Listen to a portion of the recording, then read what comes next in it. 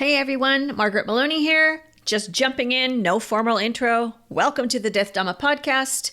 And let's take a look at equanimity and how it interacts with metta and karuna and mudita, or how it might be more accessible for us during the course of our day, depending on what is happening and how we are observing it and how we perceive ourselves to be located in a specific situation, right?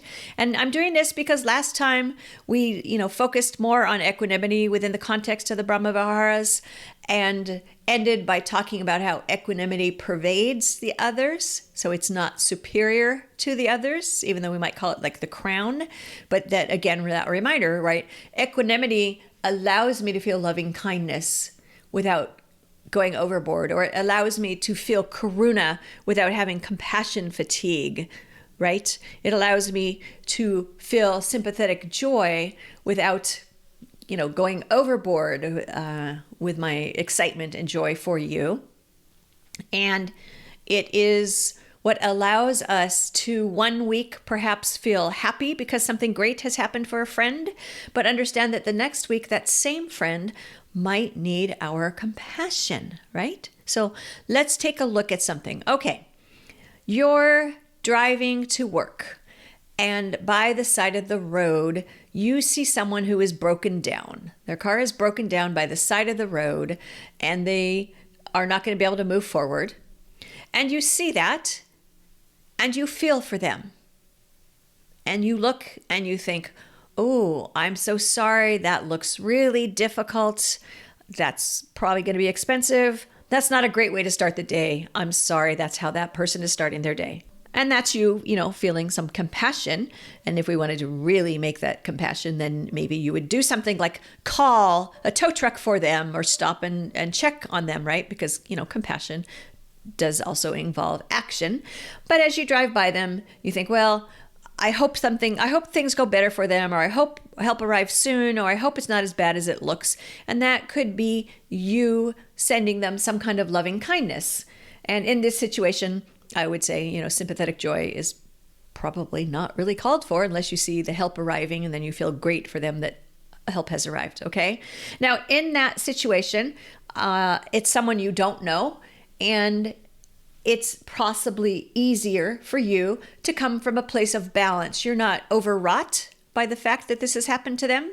You're just thinking, this is too bad. I'm sorry this has happened to them. I hope things go better for them. I wish them well. Great. Now, further down the road, on the side of the road, there's going to be a lot of people on the side of the road today. Well, at least 3 people on the side of the road in our discussion today. And the next person you see by the side of the road is your neighbor. And you like this neighbor. And you feel badly that there they are by the side of the road. And because they're your neighbor, you're probably not going to just wave and pass by.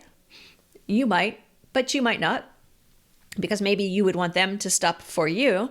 And so possibly you pull over and you check on your neighbor and to find out what is wrong, and if you can offer a ride or offer some kind of assistance. And it bothers you more to see your neighbor by the side of the road than it does for you to see a stranger by the side of the road, okay? And you wrap up your time with them, and you hope everything goes well, and maybe you check back with them at the end of the day when you're both back in the neighborhood, right? So that's you showing loving kindness, and you stopped and you offered help, and that was you offering compassion. And it was a little harder maybe for you to feel balanced about this. Perhaps it's stuck with you. Perhaps it's stuck with you as you went through your day and you thought, oh, I feel badly for them. And I know they just spent a lot of money on some repairs for their house. And I know they have a child in college, right? So you may spend more time on this and you may feel it more deeply, or not. If you don't feel it more deeply, then, perhaps you're already in this space of equanimity. So when I say you don't feel it more deeply, again, I'm not talking about being cold or unfeeling. I just mean you're able to observe at your neighbor and you help as you can and you go on your way, and it doesn't shape the tone of the rest of your day, okay? But now you get in your car and you continue driving because, like I said, there's going to be 3. It's like a Christmas carol. can't get away from some of my Christian roots, right? The Charles Dickens' A Christmas Carol, there's 3 ghosts. So in this story, there's 3 people by the side of the road.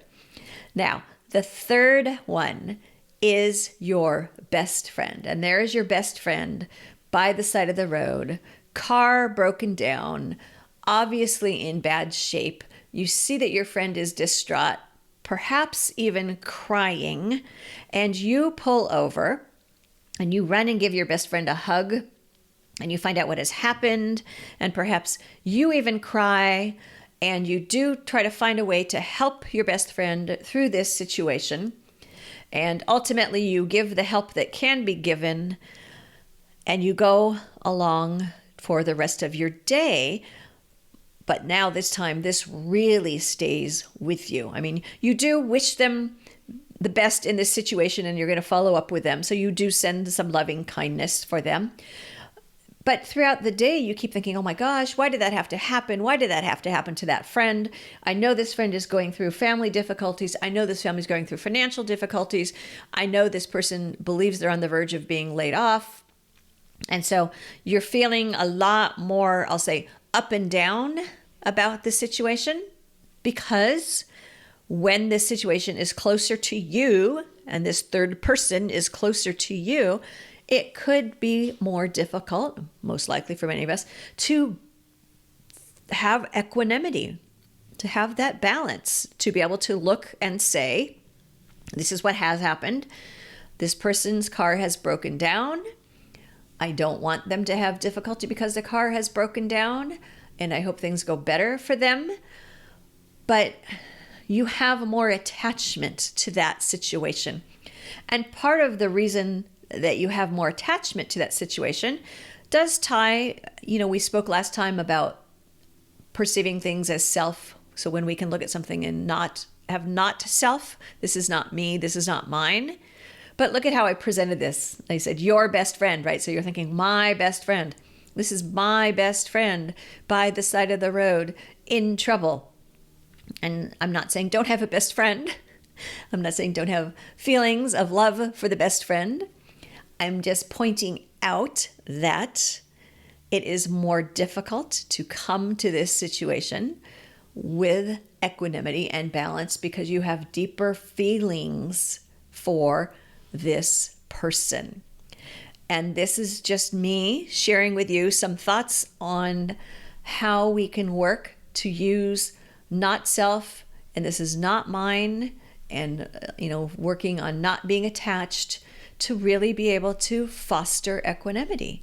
And throughout our day, throughout your week, your month, your year, your lifetime, there are going to be situations where it's going to be easier to foster equanimity, right? So going back to that first person that you saw by the side of the road, that you didn't know that person, look at how that allowed you to feel the metta, feel the compassion, and have that place of equanimity. And look at that as an example, again, not of being just, not detachment in the negative sense, but as a positive example that you can have equanimity and you can practice it and pay attention throughout, again, your day, your week, your month, your year, your lifetime, of where you have been practicing equanimity, and, give yourself credit and work to have more of that.